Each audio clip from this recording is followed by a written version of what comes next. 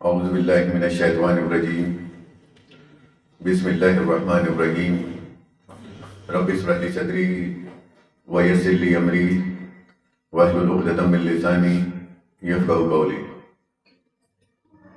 سورہ بنی اسرائیل کی پہلی آیت، جس کا تعلق ہم کو مروضہ اپنے معاشرے میں معراج کے متعلق سننے کو ملتا ہے۔ مسلمانوں میں یہ ایک طرح کا ان کا اپنا گڑھا ہوا نظریات ہے، ایک نظریہ ہے جس کا تعلق معراج سے ہے، جس میں ان کا ماننا یہ ہے کہ نبی صلی اللہ علیہ وسلم، ان کا ماننا ہے کہ نبی صلی اللہ علیہ وسلم کو معراج کرائی گئی، جس میں وہ بہت مختصر وقت میں انہوں نے ساتوں آسمان علاوہ اس کے جو عرش اعظم ہے اس کا انہوں نے سفر کیا، اور اس درمیان انہوں نے تمام انبیاؤں سے ملاقات کری، اور نہ صرف انبیاؤں سے بلکہ وہ اللہ کے بھی روبرو ہوئے۔ اور اس سفر کے درمیان، اس معراج کے درمیان اللہ نے انہیں اول تو 50 وقت کی نماز دی، پھر بعد میں گزارش کے ساتھ اسے 5 وقت کے لیے مقرر متعین کر دیا گیا۔ پھر یہ کہ اسی سفر میں جو استعمال کیے جانے والے ذرائع وسائل تھے، جس میں براق کا ذکر کیا گیا ہے، جو کہ ایک مطلب نہ اسے گھوڑا کہا جا سکتا ہے اور نہ گدھا، بلکہ اس کے درمیان کی کوئی شے کا ذکر حدیثوں میں ملتا ہے، انسانی حدیثوں میں جو انسان نے اپنے ہاتھوں سے لکھی ہے۔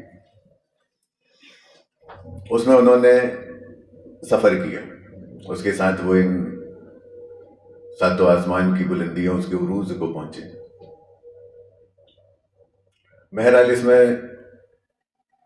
اس معراج سے جڑے ہوئے قریب غالباً 4 واقعات ہیں، 4 قصے ہیں، جسے آپ یوٹیوب میں دیکھ سکتے ہیں۔ مختلف جو ہمارے مولوی حضرات ہیں، علاوہ اس کے جو بھی ریسرچر ہیں، جو غور فکر کرنے والے ہیں، انہوں نے اس کے متعلق جو بھی ان کی غور فکر رہی ہے اس کو مینشن کیا ہے۔ تو یہ جو آیت اسکرین میں آپ دیکھ رہے ہیں، سبحان الذی اسری،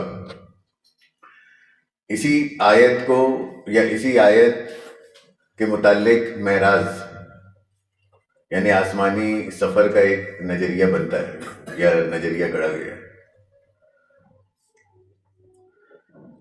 اس میں حالانکہ کوئی ایسے حرج کی بات نہیں ہے کہ اس طریقے کی نظریات کیوں گھڑے گئے، کیونکہ انسانی عقل صحیح معنی میں وہ جب تک کہ وہ غور فکر نہ کرے اس کو وہ عروج نہیں ملتا ہے، وہ پرواز نہیں ملتا ہے کہ واقعی وہ اپنے عقل کے کمالات کو، اس کے ظاہر کو، اس کی اپنی قوت طاقت کو، اس کی صلاحیت کو دیکھ سکے کہ اللہ نے انسان کو جو عقل عطا کری ہے،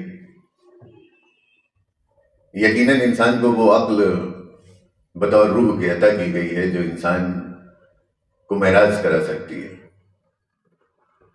اور معراج کے معنی کچھ اور نہیں، معراج کے معنی عروج کے ہوتے ہیں، عروج اور زوال۔ کسی چیز، کوئی بھی شے، قوم یا حالات کبھی انسان کے ڈاؤن فال میں ہوتے ہیں، جس کو ہم زوال کہتے ہیں، تو کبھی وہ اپنے عروج پر ہوتے ہیں، اپنے ایکسٹریم ڈیولپمنٹ لیول پر ہوتے ہیں، پوزیشن پر ہوتے ہیں، تو وہ انسان کا عروج کہلاتا ہے۔ تو انسان کو آج بھی، عقل بھی، اور آنے والے وقت میں جب بھی عروج دیا جائے گا تو یقیناً اس کو اس کی عقل کے ساتھ ہی یہ عروج، یہ معراج حاصل ہوگی۔ اللہ کی طرف سے عطا کردہ معراج مطلب انسان کو عطا کردہ عقل ہی وہ ذریعہ، وہ وسیلہ ہے جس کے ساتھ انسان معراج کر سکتا ہے، عروج کو حاصل کر سکتا ہے، اگرچہ وہ اس کو صحیح سمت میں استعمال کرے۔ اور بغیر عقل کے، بغیر شعور کے انسان کی حالت یہی ہوتی ہے جو آج ہماری ہے۔ ایسا نہیں ہے کہ ہم بہت سمجھ لیے ہیں، جن لوگوں کی بات کر رہے ہیں وہ بہت کم سمجھے ہوئے ہیں، ہمارے بھی ذہنوں کے حال وہی ہیں، بہت زیادہ اس میں کوئی تبدیلی یا بہت زیادہ اس میں کوئی ڈیولپمنٹ نہیں ہے۔ ہاں یہ ہے کہ ہمیں اللہ سے دعا گو ہونا چاہیے کہ اللہ ہمیں واقعی وہ عقل، وہ شعور، وہ ہدایت عطا کرے جس کی بنا پر ہماری سماعت، ہماری بصارت بیدار ہو جائے اور ہم اس کے ساتھ پرواز کرنے لگیں، وہ عروج حاصل کریں جس عروج کی بنا پر انسان اللہ رب العزت کے کمالات اور اس کے جمال کو باقاعدہ اپنے مشاہدے میں لے سکتا ہے۔ تو یہ آیت جو اسکرین پر آپ دیکھ رہے ہیں، اس کو دیکھیے گا ضرور کہ اس کے متعلق اسلام کی دنیا میں کس کس طرح کے نظریات گڑے گئے ہیں، بنائے گئے ہیں، بتائے گئے ہیں، پھیلائے گئے ہیں، لکھے گئے ہیں، سنائے گئے ہیں، سنے گئے ہیں، سمجھائے گئے ہیں، اور اس کے ان نظریات کو لے کے کتنے آپسی اختلافات ہوئے ہیں، کتنی تفریق ہوئی ہے، کتنے فرقے بنے ہیں، لوگ کیسے آپس میں وہ بٹ گئے ہیں اپنے اپنے نظریات کو لے کے۔ بہرحال یہ آیت میں جب آپ غور کریں گے تو اللہ تعالیٰ کی اس میں آپ کو رہنمائی حاصل ہوگی، اور یہ آیت خود آپ کے اوپر بخان کرے گی، بیان کرے گی، بتائے گی کہ وہ کہنا کیا چاہ رہی ہے، لیکن بشرط ہے کہ ہم اس سے ہم کلام ہونے کے لیے اپنے آپ کو سر تسلیم خم کریں، جو کہ بہت مشکل کام ہے، اس کو ہم بہت آخری درجے میں لیتے ہیں، اور اس کو کیا زندگی کے مطلب اگر دیکھا جائے تو مختلف گوشے میں بہت کم لوگ ہی اپنے کسی ایک ٹارگیٹ، اپنے مشن کو لے کے اٹھتے ہیں، کامیاب ہوتے ہیں۔ اس کی وجہ صرف یہ ہے کہ مجاہدہ، جب تک کہ انسان اپنے آپ کو مجاہدے میں، مشقت میں، تکلیف میں، پریشانی میں نہیں ڈالتا ہے، تب تک اللہ کی عطا اس کے ساتھ نہیں ہوتی۔ تو یہ تو بہت بڑے معراج کی بات ہے کہ انسان اپنے ذہن کے ساتھ اس کی کائنات میں پرواز کرے، معراج کرے، اور اس روحانی عروج کو حاصل کرے جس کی بنا پہ اس کے سامنے جو کائنات کے عجائبات ہیں انہیں کھول دیا جائے، اس کی حقیقت نمایاں ہو جائے۔ تو یہ سورہ الاسراء، اس کو بنی اسرائیل بھی کہتے ہیں، اور یہ سورہ آپ کو بتائے گی کہ بنی اسرائیل کہا کس کو جاتا ہے، اسرائیل کہا کس کو جاتا ہے، اور ہم آج تک اپنے آبا اجداد سے، ایون جن علماؤں کے، جن جانکاروں کے بیچ میں بھی ہم رہے، تو ہم نے اسرائیل کو کیا جانا، بنی اسرائیل کو کیا جانا، اسرا کو کیا جانا۔ تو یہ آیت ایکچوئل اس حق کو کھولے گی کہ اسرا کیا ہے، اسرائیل کیا ہے، اور بنی اسرائیل کیا ہے۔ ساتھ ہی ساتھ سبحان، تسبیحات، یہ کہتے کس کو؟ سبحان الذی اسرا بعبدہ لیلا من المسجد الحرام الی المسجد الاقصی، مسجد الاقصی الذی بارکنا حولہ لنریہ من آیاتنا انہ هو السمیع البصیر۔ سبحان الذی اسرا بعبدہ، ترجمہ، پاک ہے وہ جو لے گیا اپنے بندے کو، ترجمہ، یہ ترجمہ ہے، لیلا من المسجد الحرام الی المسجد الاقصی، ایک رات مسجد الحرام سے مسجد الاقصی کی طرف،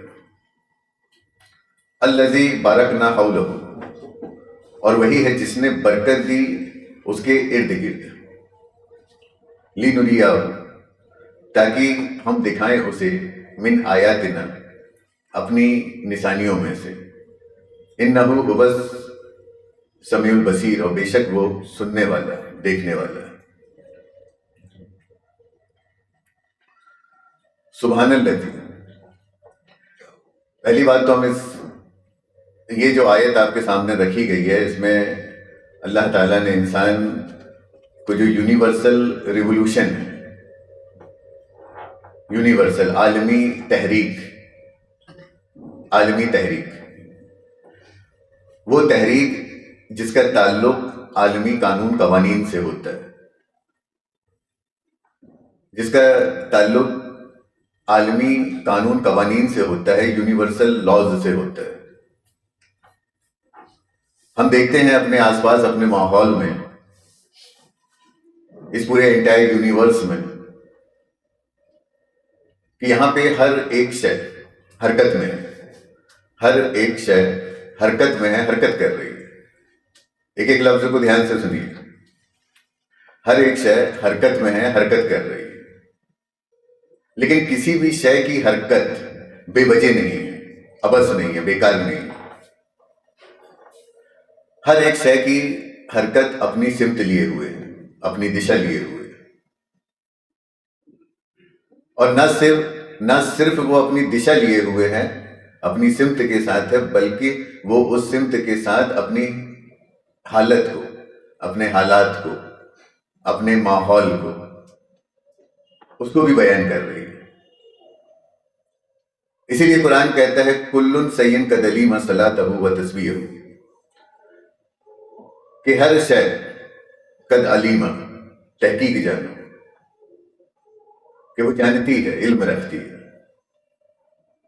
اپنی صلات اور اپنی تسبیح.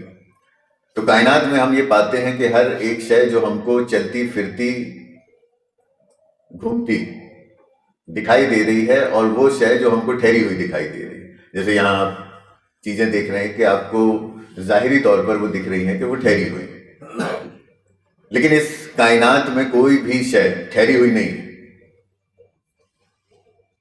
جنہیں ہم حرکت میں دیکھ رہے ہیں، جن کی حرکت کو ہم تبدیل ہوتے ہوئے دیکھ رہے ہیں کم وقت میں، وہ بھی حرکت کر رہی ہے. اور ایک وہ شے جو ہمیں ایسی دکھائی دے رہی ہے کہ وہ حرکت میں نہیں ہے، وہ بھی حرکت میں. تو جو ہم کو حرکت میں نہیں دکھائی دے رہی ہیں، ان کی حرکت ساکن ہے، ایبسولوٹ ہے. اور ایک وہ حرکت جس میں ہمیں ظاہری طور سے تبدیلی دکھائی دے رہی ہے، وہ بھی ایک حرکت ہے جس میں موشن دیکھ رہے ہیں، جس میں ہم چینجز دیکھ رہے ہیں. تو انہی حرکات کو اللہ نے اس لفظ سبحان سے واضح کیا ہے کہ انسان اس بات کو جان لے کہ یہاں پر جتنے بھی طرح کے آپ کنورژن اور ٹرانسفارمیشن، تبدیلیاں دیکھ رہے ہیں، پریورتن، وہ پریورتن اللہ کی تسبیح کی بنا پر، وہ تبدیلی اللہ کی تسبیح کی بنا پر. اور اللہ کی تسبیح جو بھی تبدیلی لاتی ہے، جو بھی پریورتن لاتی ہے، چاہے وہ کنورژن کی بنا پر ہو یا ٹرانسفارمیشن کی بنا پر، اس میں کسی نہ کسی قانون کا دخل ہوتا ہے، اس میں اللہ کا کوئی نہ کوئی لا، یا یوں کہیں کہ اس میں اللہ کا کوئی نہ کوئی اسم، اللہ کا کوئی نہ کوئی نام، جیسے کہ الرحمن، الرحیم، الحی القیوم. تو اللہ کا کوئی نہ کوئی اسم، کوئی نہ کوئی نام بطور لا کے، بطور قانون کے اس میں انوالو ہوتا ہے. اور اللہ کے اسی اسم کی بنا پر، اسی لا کی بنا پر، اس میں وہ تبدیلی آتی ہے، وہ چینجز، وہ پریورتن ہم کو معلوم ہوتا ہے، اسے ہم دیکھتے ہیں. تو یہاں پر سبحان الذی میں ایک تو آپ کو انٹروڈکشن یہ کرایا گیا کہ آپ جان لیں کہ جو کچھ بھی ہو رہا ہے، جتنے بھی طرح کے کنورژن اور ٹرانسفارمیشن ہے، وہ اللہ کی تسبیح کی بنا پہ. اور اللہ کی تسبیح، یہ لفظ انسان کی رہنمائی کرتا ہے اس آرڈر کی طرف، اس لا کی طرف، جس لا کی بنا پہ وہ کنورژن یا ٹرانسفارمیشن ہم دیکھ رہے ہیں. جیسے کہ ہم اپنی زندگی میں ایک ایج کا ٹرانسفارمیشن دیکھتے ہیں، ایک کنورژن دیکھتے ہیں. ایک انسان یا کوئی ایک جاندار وہ مختلف ایام سے ہو کر گزرتا ہے، ٹرانسفارم ہوتا ہے. وہ بچپنے کی حالت میں ہوتا ہے، وہ جوانی کی حالت میں ہوتا ہے، وہ بڑھاپے کی حالت میں ہوتا ہے. مختلف حالتوں سے اس کا سفر ہوتا ہے. علاوہ اس کے وہ موت کی حالت سے زندگی حیات میں آتا ہے، اور حیات سے پھر وہ موت میں جاتا ہے، اور موت سے پھر وہ حیات میں آتا ہے. یہ بھی ایک کنورژن ہے، یہ بھی ایک بڑی تبدیلی ہے. اب جس طرح کی بھی ہم تبدیلی دیکھ رہے ہیں، کبھی انسان خشکی میں ہوتا ہے تو کبھی تری میں ہوتا ہے. کبھی انسان کے حالات اس کے لیے خوشگوار ہوتے ہیں تو کبھی انسان کے حالات اس کے لیے خوف زدہ اور غم گسار ہوتے ہیں، غمگین ہوتے ہیں. کبھی انسان قوت طاقت توانائی میں ہوتا ہے تو کبھی انسان ضعیف ہو جاتا ہے، کمزوری میں ہوتا ہے، لاچاری میں ہوتا ہے، بے بسی میں ہوتا ہے. تو یہ انسان کی زندگی میں ہونے والی تبدیلیاں ٹھیک ویسے ہی ہیں جیسے رات اور دن، جیسے صبح اور شام. ٹھیک اسی طریقے سے انسان کی زندگی اور موت ہے، اور ٹھیک اسی طریقے پر انسان کی پریشانی اور آسانی ہے. اور یہ جتنے بھی محرکات آپ دیکھ رہے ہیں یہ سب اللہ کی تسبیح ہے، اللہ کی تسبیحات ہے، اللہ کے قانون، اللہ کے قوانین ہیں. اور یہ اللہ کی تسبیحات صرف اور صرف اسی لیے ہے تاکہ انسان اللہ کی ان تسبیحات کے ساتھ، اللہ کی اس تسبیح کے مشاہدے کے ساتھ انسان اس کی ربوبیت کے علم کو، اس علم کو حاصل کرے، اس علم کو جانے جس کا تعلق اس کی ربوبیت سے ہے، جس کا رب اللہ ہے. تو جب بھی اس لفظ کی بات آئے گی سبحان کل سین فی فلک یسبحون، ہر ایک شے فلک میں تیر رہی ہے، یہ ترجمہ کرتے ہیں لوگ. مطلب ہر ایک شے فلک میں اپنی جگہ، اپنے مقام، اپنے آربٹ میں تسبیح کر رہی ہے. مطلب جس قانون سے، جس قوانین سے اس شے کو باندھا گیا وہ اس قانون، اس قوانین کو بجا لا رہی ہے، اس کو پورا کر رہی ہے ہر ایک شے. تو یہ اللہ کی تسبیح ہے. تسبیح وہ نہیں ہے جو ہمارے ذہن میں ہے، جیسا کہ ہم نے دیکھا ہے، سنا ہے، سوچا ہے، سمجھا ہے. وہ تسبیح نہیں ہے. کسی نام کو بار بار ورد میں لینا، بار بار دہرانا، اس کو کسی ذریعے، کسی چیز و سامان کے ساتھ اس کو گننا، وہ تسبیح نہیں ہے. تسبیح یہ یونیورسل ٹرم ہے. تسبیح یونیورسل. تسبیح کی غور خوض کے ساتھ، اس کی تحقیق کے ساتھ انسان باقاعدہ کائنات کو اور اس میں موجود چھپے ہوئے جو اس کے عجائبات ہیں، جو اس کے ارادے ہیں، اس کی مرضی ہے، اس کی شاء ہے، اس کے اخبارات، اس کی خبریں ہیں، انسان تسبیح سے اس کو جان سکتا ہے. اور آج بھی کسی درجے میں انسان کا ذہن بطور حق کے یا باطل کے طور پر اگر کائنات میں، زمین میں یا آسمان کی جانب،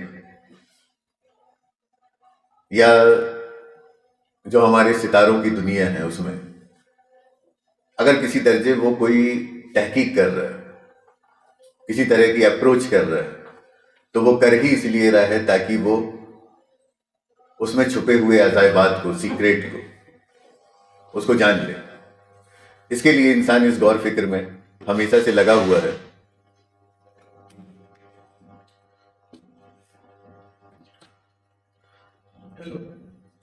تو اسی کو سبحان الذی کہا گیا ہے. اب وہیں یہ آپ لوگ کو کلیئر ہوا کہ سبحان، تسبیح، سبحا، یسبحون، یہ کہا کس کو جاتا ہے؟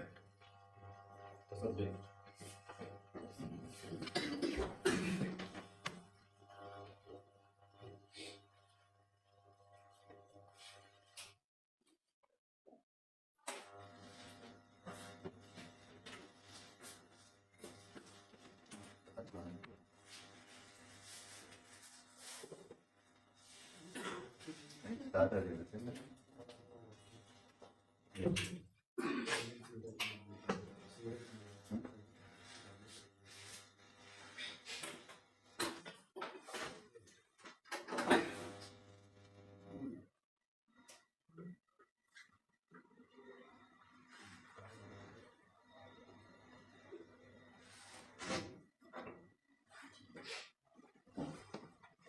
ہیلو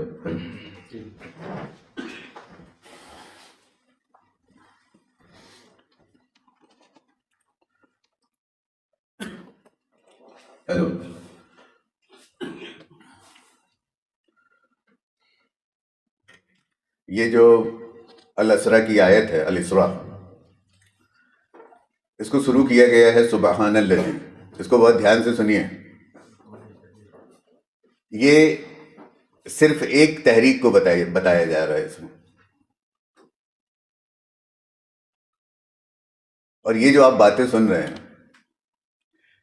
تو اس کو ایک تو آپ اسلامی جگت میں میچ کریے، ملائیے، اور دیکھیے کہ یہ باتیں کہاں پر آپ کو مل رہی ہیں. علاوہ اس کے جب آپ اس کو جو سائنٹیفک فیلڈ ہے، جب آپ اس میں کھوجیں گے تو انشاءاللہ اس کے کچھ اشارے آپ کو ملیں گے. سائنٹیفک فیلڈ سے مطلب جب آپ اس کو خلقت میں ڈھونڈیں گے، ان باتوں کو، جو باتیں آپ کو یہاں پر بتائی جا رہی ہیں، تو انشاءاللہ اس کے نشانات، اس کے اشارے آپ کو اللہ کی کریشن میں وہ آپ کو ملیں گے ہی ملیں گے. یہ جو یہاں پر جو باتیں بولی جا رہی ہے، اس کو بہت دھیان رکھیے. جیسے یہاں بھی میں نے ایک چیز مینشن کری کہ یہ یہاں پر بطور اشرا کے صرف ایک تحریک کے بارے میں بتایا جا رہا ہے. ایسی مختلف تحریکات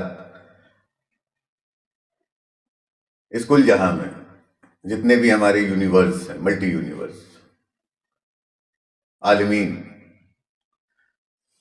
وہاں پر ایسے مختلف تحریک برپا ہیں. ان تحریکات میں سے یہ ایک تحریک ہے جس کا نام اشرا ہے.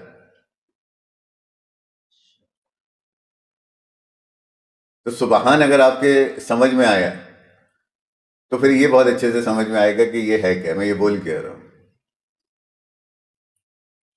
ابھی آپ کو کیا بتایا گیا؟ سبحان کیا ہے؟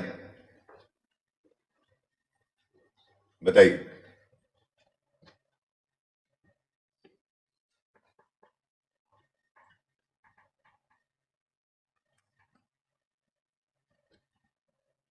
سبحانہ یہ لفظ قرآن نے کیوں لیا ہے؟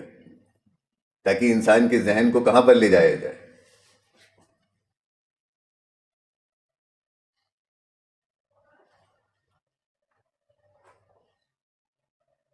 یہ لفظ کس کے لیے استعمال ہوتا ہے؟ اب اسی کو میں نے کس انداز میں رکھا آپ لوگوں کے سامنے، لیکن اسی لیے حاضر رہیے آپ لوگ، بہت توجہ کے ساتھ اس کو سنیے. یہ سب لائف سے جڑی ہوئی باتیں ہیں. اور بتایا بھی کہ انسان کی زندگی میں پیش آنے والے حالات، ان حالات میں موجود اس کے محرکات، اور ان محرکات میں موجود اس کا قانون، اس کے قوانین. اور اسی پہ اگر دیکھا جائے تو کسی درجے میں گیان وگیان کے لوگ اس میں کام کر رہے ہیں، تب تو وہ انسان کے لیے سولوشن لا پا رہے ہیں کسی بھی درجے میں.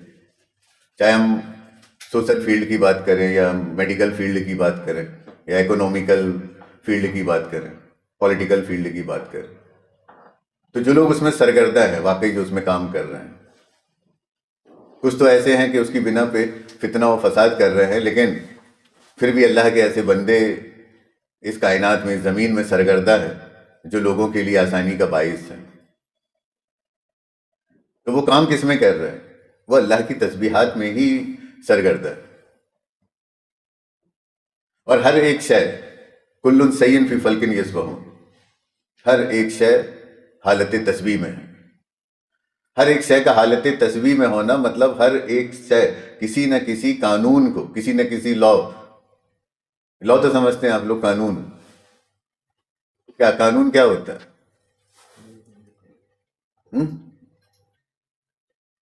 کائناتی نظام سے مدد رہنا، اسی کے ماتحت چلنا یا کرنا. نیم نہیں تو نیم ہی کو تو ہم پوچھ رہے ہیں، کیا ہے نیم، کیا ہے قانون، کیا ہے؟ لا کیا ہے، وہ ہے کیا، اس کو ہم کس طرح سے آئیڈینٹیفائی کریں.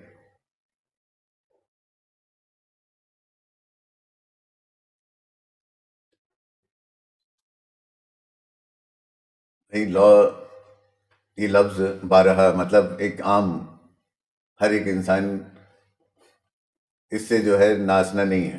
وہ کسی نہ کسی درجے میں ان لفظوں کو جانتا ہے جس کا تعلق قانون سے ہے. چاہے ہم قانون بولیں، لا بولیں، نیم بولیں، لیکن یہ ایکچولی یہ ہے کیا جس کو ہم قانون کہتے ہیں، اور اس کا کام کیا ہے؟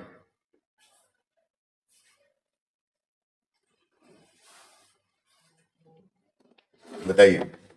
گورنمنٹ کا بنایا ہوا نیم ہے، اسی کے دائرے میں رہ کے کام کرنا پڑتا ہے.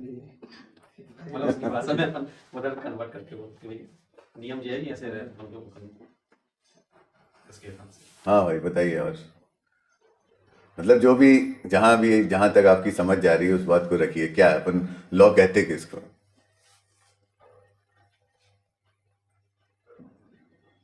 یا لا کی ہماری زندگی میں ضرورت کیوں ہے؟ انوشاسن سے رہے.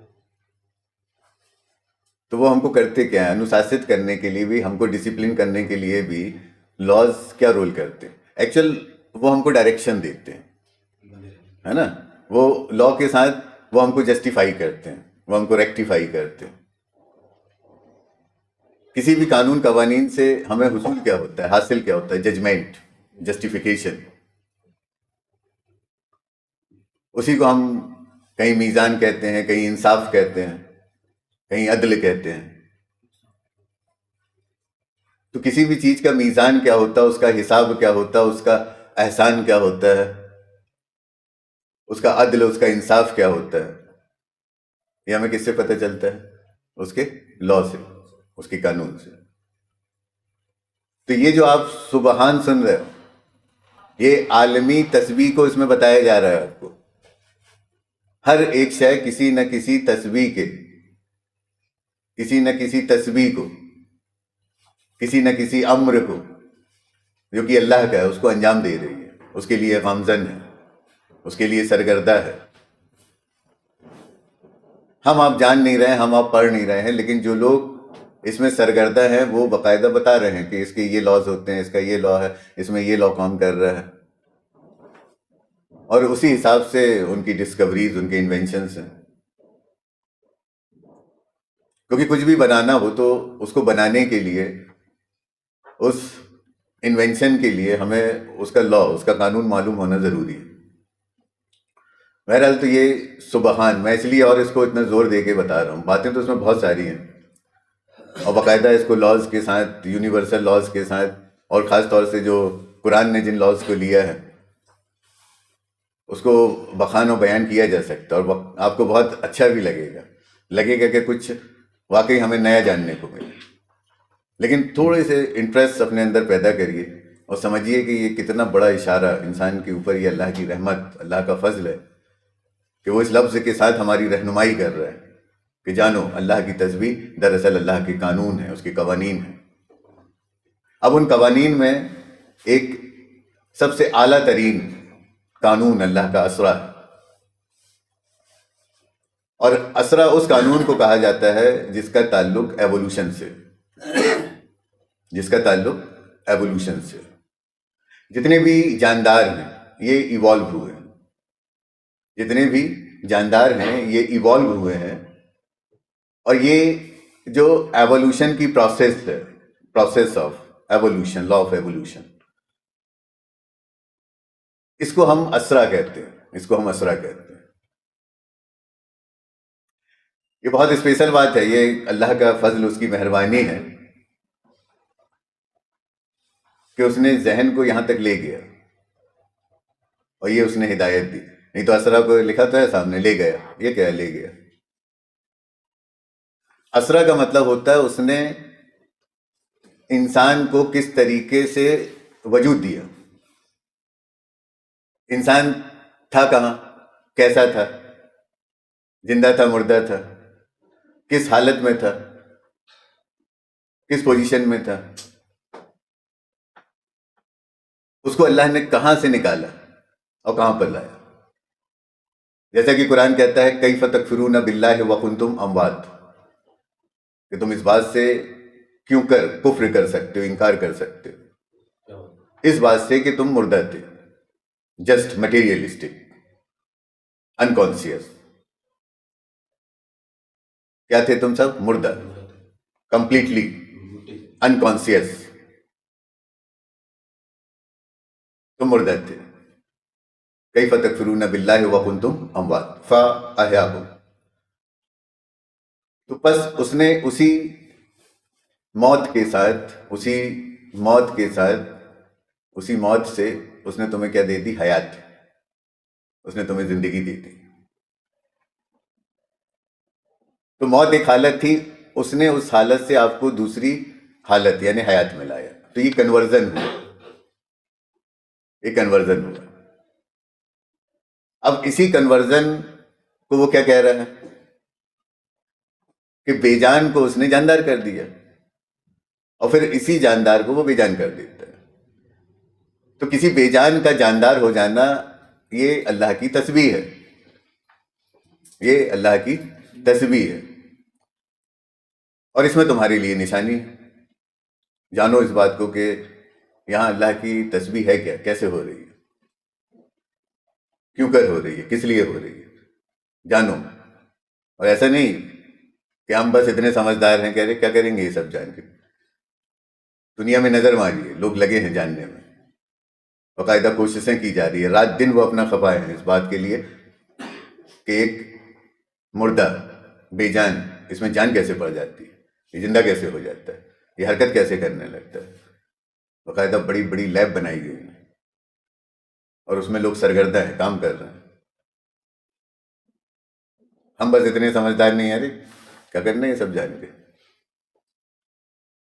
باقاعدہ کام ہو رہا ہے اس میں. تو یہ اللہ کی تحریک ہے، کیا کہ اس نے آپ کو مردہ سے زندہ کر دیا، موت سے حیات دے دی. اب اسی موت اور حیات کے سلسلے میں اس نے ارتقاء کے مراحل رکھے ہیں، ایوولوشن رکھا. اس ایوولوشن کو کہ کس طریقے سے انسان کو اس نے مردہ سے زندہ کیا، حیات دی، اور کن مرحلوں سے انسان کو ہوتے ہوئے آج انسان کو اس جگہ، اس مقام، اس حالت میں لایا ہے جہاں پر انسان کلام کر رہا ہے، وہ کائنات کے ساتھ انٹریکٹ کر رہا ہے، وہ کائنات میں اپنے رول کو پرفارم کر رہا ہے اپنی عقل، اپنے شعور کے ساتھ. ایک ارتقاء، ایک ایوولوشن تو آپ نے ڈارون کا سنا ہوگا، اور نہیں بھی سنا ہے تو اس کو سن لینا، پڑھ لینا. وہ ایک بایولوجیکل ایوولوشن ہے کہ انسان کس طریقے سے ایوالو ہوا، ایک جرثومہ کیسے ڈیولپ ہوتے ہوئے انسان بنا. تو بہرحال ڈارون کی تھیوری میں اس نے ایک ہی جرثومے کے ڈیولپمنٹ کو مختلف مراحل کے ساتھ، مرحلوں کے ساتھ اس نے انسان بنا دیا. اور انسان کے پہلے اس نے بندر کا ذکر شمار کیا، اور پھر بندر کے بعد جسٹ اس نے انسان کو لے کر آیا، اللہ یہ کہ انسانوں کے پوروج اس نے بندروں کو ٹھہرایا. بہرحال وہ ایک بایولوجیکل بات ہے، جو بھی اس نے زمینی غور فکر کری، تحقیق کری، اور جو اس کی سمجھ کے اندر آیا. قرآن بھی ایک ارتقاء، ایک ایوولوشن کی بات کر رہا ہے، لیکن قرآن کا ارتقاء، قرآن کی ایوولوشن جسے اسرا کہتے ہیں، اس کا تعلق سائیکالوجیکل ہے،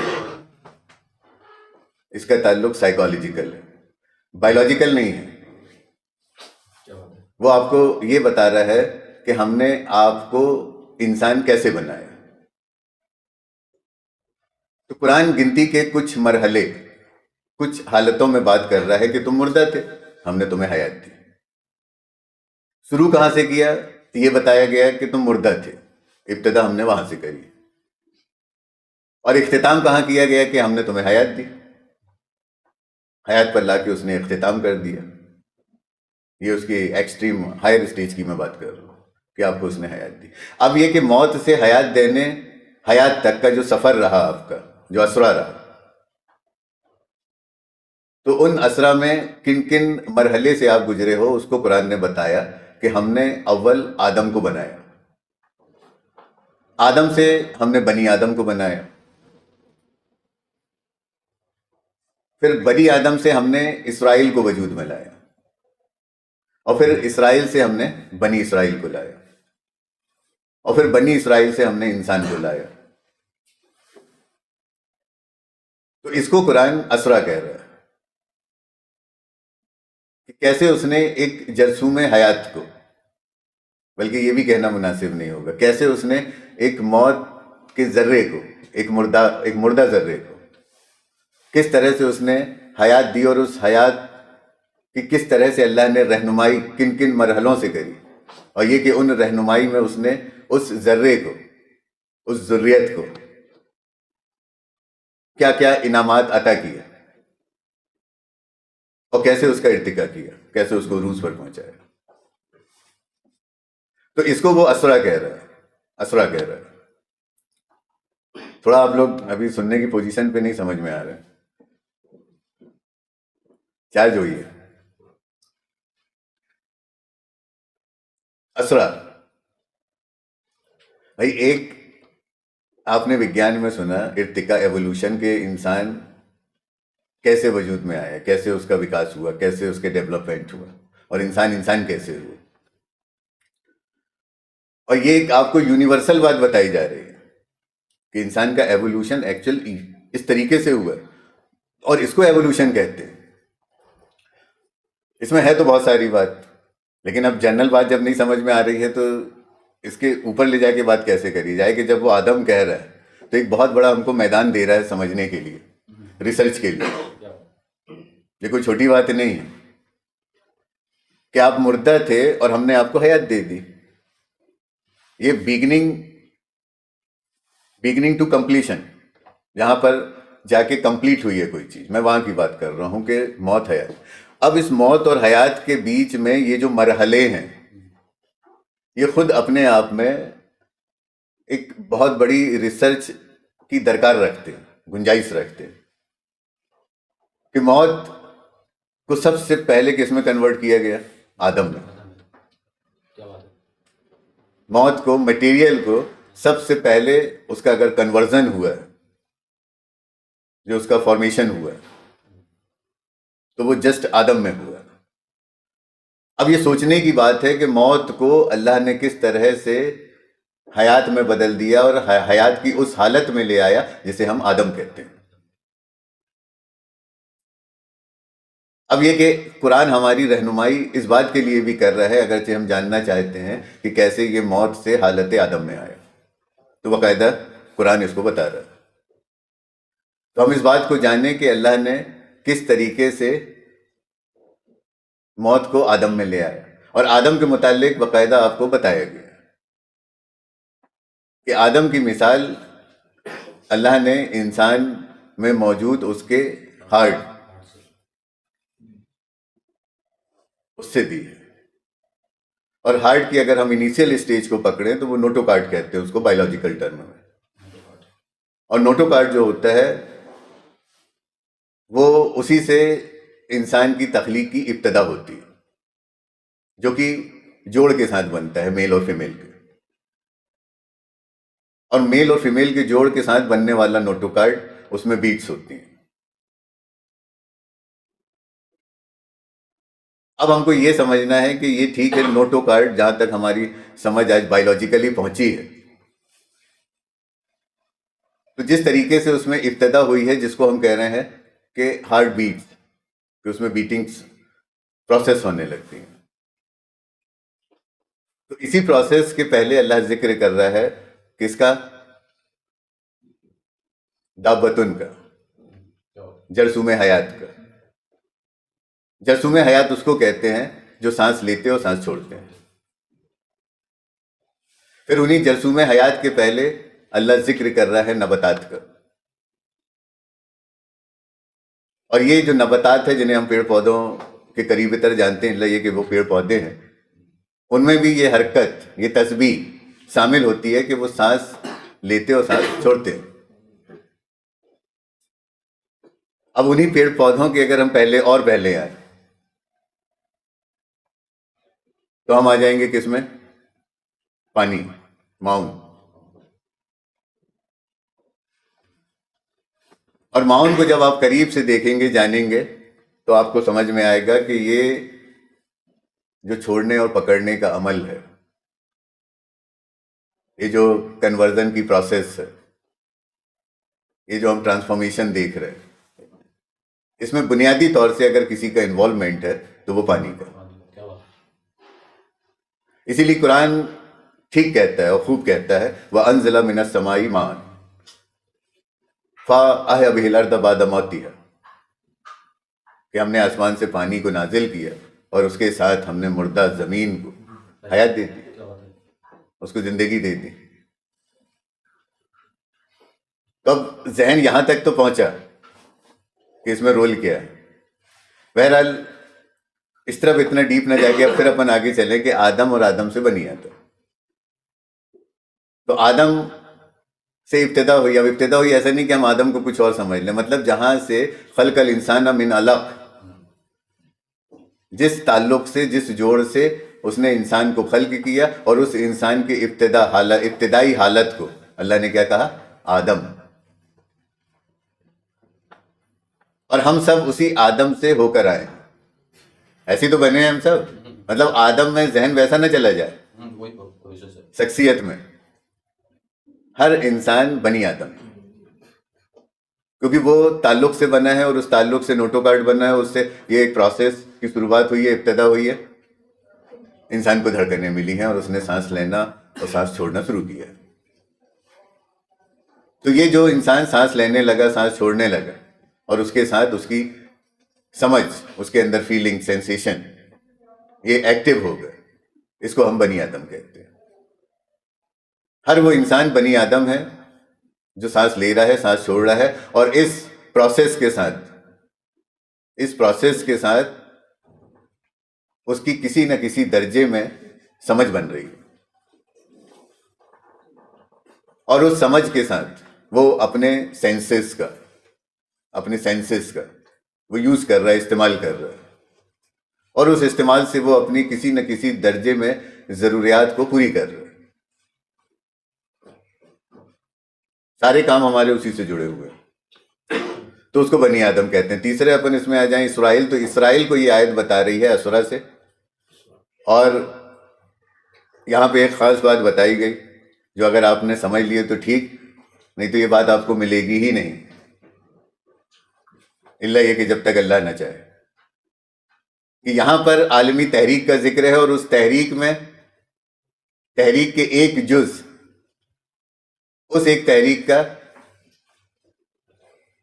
جو کہ خاص ہے، اسپیشل ہے، جسے ہم ایوولوشن، ارتقاء، انسان کس طریقے سے ڈیولپ ہو کر کہاں پہنچا. حالانکہ دیکھیے یہ سب باتیں اگر غور کریے تو انسان کی معیشت، انسان کی زندگی، انسان کی سوسائٹی، سماج، اس کا پولیٹکس، اس کی اکونومی، اس کا فائنینس، ایون مطلب اوور آل انسان کی زندگی انہی سب باتوں سے جڑی ہوئی ہے. اور جو بھی انسان ان تحقیقات میں جائے گا تو اس کے لیے یہ راستے کھلیں گے، اور بہت سے ذرائع وسائل انسان کو مہیا کیے جائیں گے، اور اس سے اس کے ڈیولپمنٹ ہوگا. لیکن سمجھ کو بہت اوپر لے جانا پڑے گا، اور نہیں تو یہ ایک ایک لفظ کو، ابھی دیکھیے کہاں تو میں نے اس آیت کو اٹھا تو لیا لیکن میں آگے نہیں بڑھ پا رہا ہوں. اور کیونکہ آپ لوگ اس کو اتنا رسپانس نہیں کر پا رہے ہیں، آپ کا مطلب ذہن اتنا پکڑ نہیں پا رہا ہے، جبکہ میں اس کو بہت کوشش کر رہا ہوں کہ اس کو جتنا آسان تر ہو سکے میں لانے کی کوشش کروں کہ ہم کو سمجھ میں تو آئے کہ سبحان کیا ہے، اسرا کیا ہے. اور یہ سبحان جس تحریک کی بات، مطلب جس ریولوشن کی بات ہو رہی ہے، اور جس کے ساتھ جس ایوولوشن کی بات ہو رہی ہے، انسانی ڈیولپمنٹ کی بات ہو رہی ہے، اسی لیے اس میں لیا گیا کہ اسرا بی عبدہ، اس ایوولوشن کا تعلق اللہ کے بندے سے ہے، اللہ کے بندے سے ہے. This evolution and not only evolution, even revolution, both are related to اللہ کا بندہ، فالوور، اوبیڈینٹ، ناٹ سلیو. یہ اس سے ریلیٹڈ ہے، یہ اس کے ریولوشن کو بتا رہا ہے، اللہ کے بندے کو. اللہ کا بندہ کون ہے؟ اللہ کا بندہ کون ہے؟ اللہ کا بندہ کون ہے؟ انسان. اور انسان میں اللہ کی بندگی کی جو شناخت پہچان کرائی گئی وہ بشر سے کرائی گئی. تو اس کی ریولوشن کی بات ہو رہی ہے، اس کے ایوولوشن کی بات ہو رہی ہے. یہ ہماری آپ کی بات ہو رہی ہے کہ ہم کو اس یونیورسل ریولوشن میں کس پارٹ سے جوڑا گیا، کس لا سے جوڑا گیا، پھر اس لا کے ساتھ کیسے ہمارا ڈیولپمنٹ ہوا. اب اگر یہ ریولوشن ہماری سمجھ کے اندر آتا ہے اینی ہاؤ، کسی درجے میں اگر ہم اس ریولوشن کو جان پاتے ہیں اور اس ریولوشن میں موجود اس ایوولوشن کو، تو ممکن ہے کہ ہمارے راستے اس میں کشادہ ہوں گے، ہمیں آسانی دی جائے گی. بہت سی چیزیں جو ہماری سمجھ سے اوجھل ہیں، چھپی ہوئی ہیں، اسے نمایاں کیا جائے گا، اسے کھولا جائے گا، ہمیں جنوایا جائے گا، بشرطے کہ ہم اس کو جاننے کے لیے تیار ہوں. تو یہ یہاں تک یہ بات ہوئی. سبحان الذی اسری بعبدہ. اب آگے بہرحال اس کو اینڈ ہی کرتے ہیں. لیلم من المسجد الحرام الی المسجد الاقصی. اس میں ان شارٹ، حالانکہ لاسٹ ٹائم بھی میں نے ذکر کیا رہا، پھر میں اس بات کو لے لوں کہ یہ جو لیلم یوز کیا گیا ہے، لیلم من المسجد الحرام الی المسجد الاقصی، کہ چونکہ لیل کا تعلق یہاں مسجد الحرم سے مسجد الاقصی کے درمیان اس ڈیوریشن میں ہے، تو یہ مسجد الحرم اور مسجد الاقصی سے اس کا تعلق ہونے کی وجہ سے ہم اس لیل کو یہ ڈیفائن کر پا رہے ہیں کہ لیل مین ٹو سے انکانسیسنیس. کیف تکفرون باللہ وکنتم اموات، یہ انکانسیسنیس ہے. دیکھیے اگر ان سب باتوں کو سن رہے ہو آپ، حالانکہ یہ چلو ٹھیک ہے، ہمیں لگ رہا ہے کہ ہم قرآن، آیات، نبی، رسول، لیکن اچھے سے جب غور کرو تو آپ کو سمجھ میں آئے گا کہ یہ باتیں تو بڑی بڑی یونیورسٹیز میں اور سائنٹیفک وہاں ریسرچ میں، ایون جو دنیا میں جتنے بھی جو کریم ہیں ریسرچ کی، ایجوکیشن کی فیلڈ میں، ریسرچ انوویشن، انوینشن، ڈسکوریز کی فیلڈ میں، تو وہ یہ سب لفظ کا، ان سب ٹرمز کا یوز کر رہے ہیں. اور اپن تو خیر اس کو بس ایک بطور ذائقے کے لے رہے ہیں، وہ بھی بہت سطحی. اس کو بھی ہم اس کا بھی حق ادا حالانکہ کر نہیں پا رہے ہیں. نہیں تو یہ بہت، اس میں بہت ساری چرچا ہے، بہت ساری باتیں کہ اب اس انکانسیسنیس کو کہاں سے واضح کیا جا رہا ہے؟ من المسجد الحرام الی المسجد الاقصی، کہ مسجد الحرم اور مسجد الاقصی کے بیچ کا یہ پروگرام ہے. اسی لیے لیل کو یہاں جو ٹرانسلیٹ، جو معنی دیے گئے ہیں وہ انکانسیسنیس کے دیے گئے. اب یہ جسے ہم مسجد الحرم کہہ رہے ہیں، مسجد الحرم کا اگر ہم ایک اپنے جغرافیکل اگر ہم اس کے سائن کی بات کریں تو اکثر بیشتر ہمارے درمیان خانہ کعبہ مکہ اس کو مینشن کیا جاتا ہے، جس کا تعلق مقام ابراہیم سے. اور نہیں تو سیدھی اگر یہ بات اس میں جیسا کہ قرآن جس ٹرم کے ساتھ بول رہا ہے، تو مسجد الحرم اس پوزیشن کو ایکچوئل کہا جا رہا ہے جہاں پر اولم یکفرون،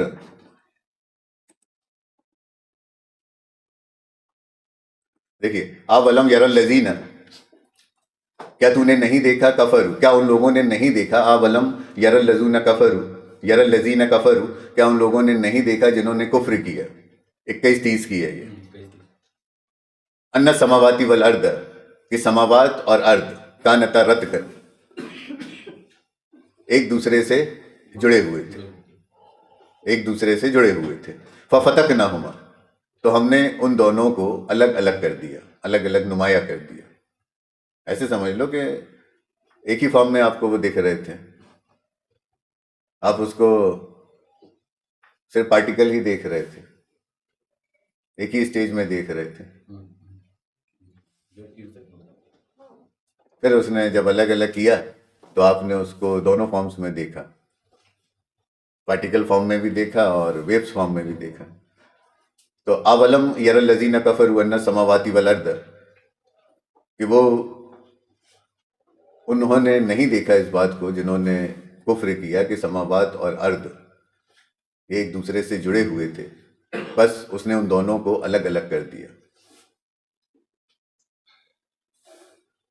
یہ میں کیا بتا رہا ہوں کہ کیسے لیلم من المسجد الحرام الی المسجد الاقصی،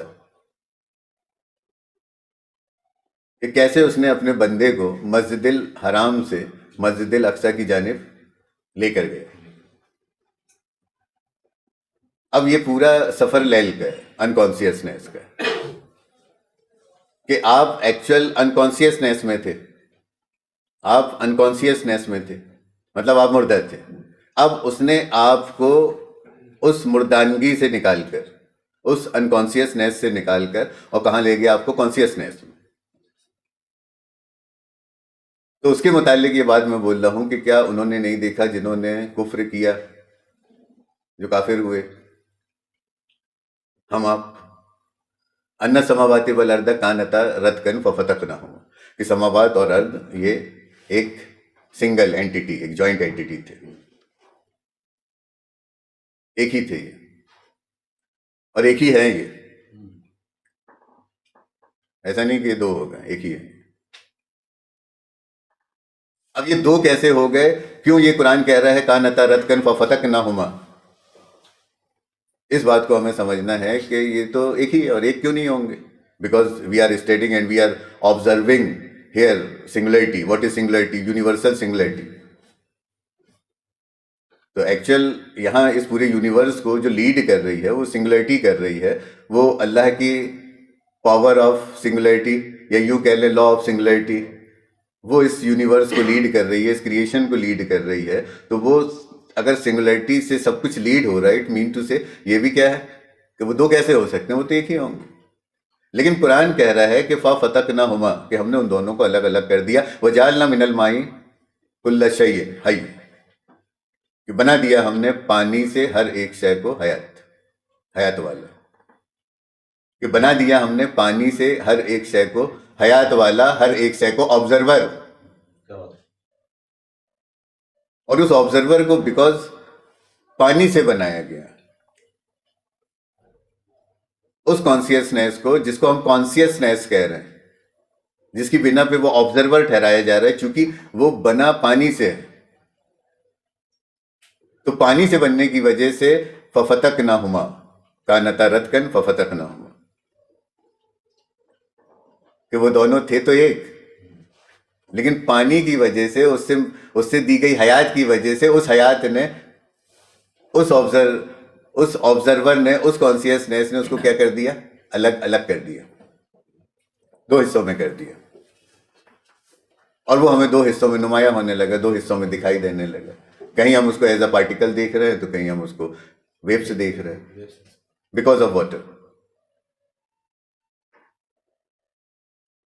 اور یہ آیت بتا رہی ہے وَجَعَلْنَا مِنَ الْمَاءِ كُلَّ شَيْءٍ حَيٍّ، کہ آپ کی جو کانسیسنیس ہے، اس کے لیے اگر کوئی شے رسپانسبل ہے تو وہ پانی ہے، واٹر ہے۔